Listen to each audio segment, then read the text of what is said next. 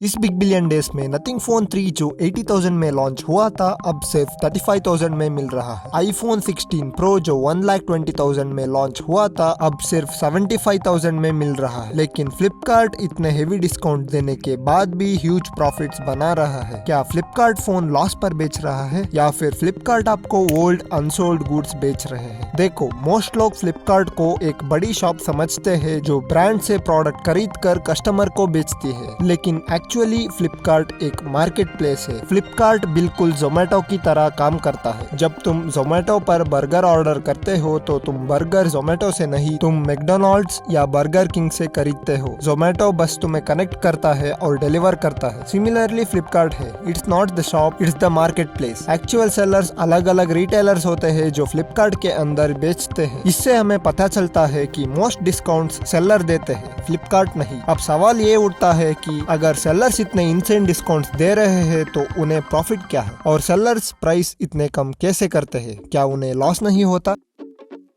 Big billion days के time में लाखों सेलर्स सेम फोन को सेल करते हैं and actually to sell their product sellers उनके कंपटीशन के कंपैरिजन में ज्यादा डिस्काउंट देते हैं एंड फ्लिपकार्ट को फर्क नहीं पड़ता चाहे सेलर कितना भी क्रेजी डिस्काउंट दे। फ्लिपकार्ट हर फोन बिकने पर अपना कमीशन सेलर से ले ही लेता है। कुछ सेलर्स तो जानबूझकर हाई डिस्काउंट देते हैं ताकि फ्लिपकार्ट उनका प्रोडक्ट प्लेटफॉर्म पर प्रमोट करे, और फ्लिपकार्ट सिर्फ चीप फोन बोलकर मार्केटिंग करता है, जबकि सेलर्स मोस्ट ऑफ डिस्काउंट्स का खर्चा कवर करते हैं। And even Flipkart big billion days के टाइम पे सेलर्स को क्रेजी डिस्काउंट देने के लिए एंकरेज करने के लिए नॉर्मल डेज में जो कमीशन लेता था हर सेल पर, वो कमीशन कम या फिर नहीं लेता है। यही नहीं, क्या आपने एक्सपीरियंस किया कि फ्लिपकार्ट अलग अलग फोन्स और अलग अलग लोकेशंस पर डिफरेंट प्राइसेस दिखाता है? नॉर्मली सबको इक्वल डिस्काउंट मिलता है, लेकिन जहां फ्लिपकार्ट के यूजर्स कम होते हैं वहां हेवी डिस्काउंट दिया जाता है। और प्रीवियस डाटा से फ्लिपकार्ट नोस कि कौन से फोन पर डीपर डिस्काउंट्स दी जा सकती है विदाउट रिड्यूसिंग द प्रॉफिट। और सेलर का लोकेशन भी प्रोडक्ट की डिस्काउंट लेवल्स डिसाइड करता है। अगर सेलर आपके स्टेट में होगा तो ज्यादा डिस्काउंट, अगर सेलर आपके स्टेट से बाहर होगा तो कम डिस्काउंट, क्योंकि जो सेलर सेम स्टेट में होते हैं वो जीएसटी कॉस्ट को कम कर सकते हैं, जिससे और भी ज्यादा डिस्काउंट दे सकते हैं। एंड जब फ्लिपकार्ट सेम सेलर के other products like TV, fridge etcetera promote करते हैं तब भी सेलर्स खुश होकर फोन पर एक्स्ट्रा डिस्काउंट देते हैं। ये सच है कि सेलर्स पुराने फोन पर डीप डिस्काउंट देते हैं ओल्ड स्टॉक क्लियर करने के लिए और नए फोन्स को प्रमोट करने के लिए। और कभी कभी ब्रांड्स फ्लिपकार्ट को पे करते हैं ताकि उनके प्रोडक्ट्स प्लेटफॉर्म पर प्रमोट हो। ये पैसा सेलर को दिया जाता है, जिसके वजह से वो प्रोडक्ट पर डिस्काउंट देते हैं। अभी तक जो था